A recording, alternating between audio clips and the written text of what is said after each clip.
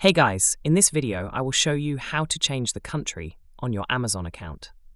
Alright, let's begin. First, open the Amazon app and go to the navigation bar at the bottom. Tap on the icon that looks like a person to access your account page. Next, head to the top right corner where you'll see the flag icon, which represents your current country or region.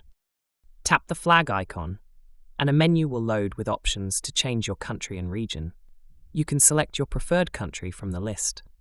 For example, if you want to switch to Australia, you can choose it from the available options. Additionally, you can change the language and currency based on the country you select. Once you've made your changes, click Done, and the app will update. It may take a moment for the new settings to load. Once your country is changed, you'll be directed to the homepage of the new region. Now, remember that after changing your country, you need to update your delivery address.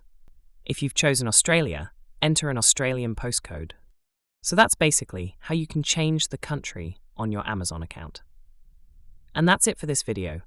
If you find this helpful, consider subscribing and giving this a big thumbs up. Thanks.